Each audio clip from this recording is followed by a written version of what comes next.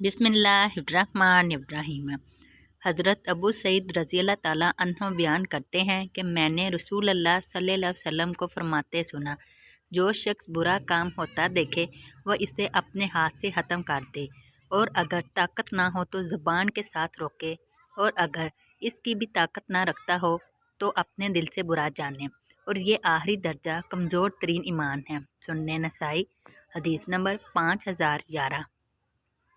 हज़रत अबू सईद खुदरी रज़ी अल्लाह ताला अन्हो बयान करते हैं कि मैंने रसूल अल्लाह सल्लल्लाहु अलैहि वसल्लम को फरमाते सुना, जो शख्स बुराई होती देखे और अपने हाथ से रोक दे वो गुनाह से बरी हो गया। जो हाथ से रोकने की ताकत ना रखे और ज़ुबान से रोक दे वो भी गुनाह से बरी हो गया।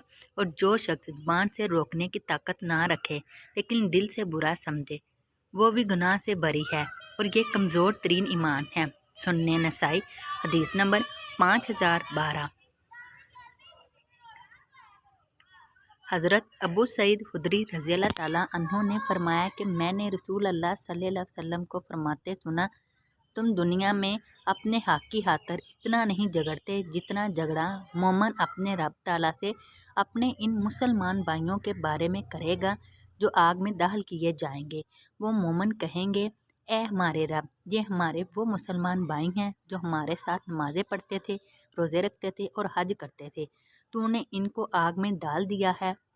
अल्लाह ताला फरमाएगा, जाओ, जिन्हें तुम पहचानते हो इनको निकाल लाओ। वो जाएंगे और इनको इनकी सूरतों से पहचानेंगे। इनमें से किसी को निसफ पिंडलियों तक आग लगी होगी और किसी को टहनों तक। वो इनको निकाल लाएंगे और कहेंगे, ए हमारे रब, जिनके बारे में तूने फरमाया था वो तो हमने निकाल लिए।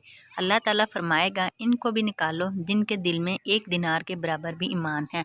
फिर फरमाएगा, इनको भी निकालो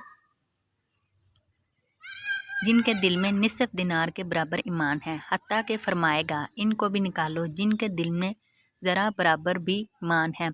हज़रत अबू सईद खुदरी रज़ी अल्लाह ताला अन्हों ने फरमाया, जो शख्स इस हदीस की तस्दीक में मुतज़ब्ज़ब हो वो ये आयत पढ़ ले।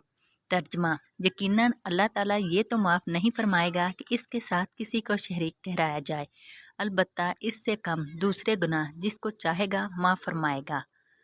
आहर आयत तक। सुन्ने नसाई हदीस नंबर 5013।